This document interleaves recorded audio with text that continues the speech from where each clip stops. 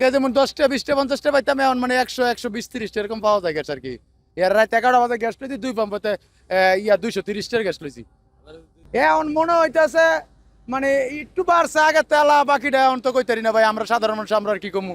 এতদিন আমরা সমস্যা ছিলাম গ্যাসের, আর গতকাল থেকে আজকে পর্যন্ত কোনো গ্যাসের সমস্যা নাই।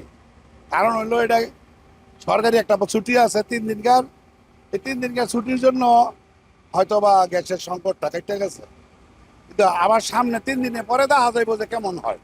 মোটামুটি গ্যাস পাইতেছি, অনেক একটু সন্তুষ্ট হয়ে গেলাম। আমরা মনে হয় যেন আগে তো সবাই মনে হয় যেন একটা আতঙ্কের মধ্যে ছিলাম, কিন্তু ওনার আতঙ্ক নাই। যদি গ্যাস সঠিকভাবে পাওয়া যায় তাহলে আমগো মনে হয় খুব আনন্দ পাম। কারণ সরকার যখন এখন ভালো প্রসেস নিচ্ছে সব দিক দা, তো সরকারকে ধন্যবাদ। আবার আমগো গ্যাসওয়ালাগো যারা দেয় তাকেও ধন্যবাদ। এতদিন গ্যাসের জন্য আমরা অনেক সমস্যা ভোগ করছি, এখন গ্যাস পাওয়াতে আমরা অনেক সুবিধা। এখন মনে করেন গ্যাস আমাকে লইতে যত সময় লাগছে, এই সময় আমরা চালাইতে পারি না। এতদিন 1 ঘন্টা 2 ঘন্টা 3 ঘন্টা লাগছে সিরিয়ালে দাঁড়ায় থাকতে, এখন 2 ঘন্টা লাগে যদি গ্যাস লই, গ্যাস ঢুকে 20 টাকার 30 টাকার 40 টাকার, এইটাই গ্যাস দিয়ে আমরা একটা হাফ ডাউন করতে পারি না, আবার এসে বসে থাকতে হয় পাম্পের মধ্যে।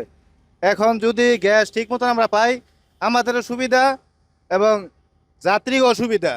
জি, গতকালকে থেকে ইনশাল্লাহ মোটামুটি গ্যাসের প্রেশার 210 আসছিল। আর আমাদের ইনলেটর চলছে 60 65, বর্তমানে একটু ভালো, আগের তুলনায় 1 সপ্তাহ পর থেকে এখন বর্তমান খুবই ভালো। কাল থেকে মোটামুটি ভালো আছে, গ্যাসের প্রেশার ভালো।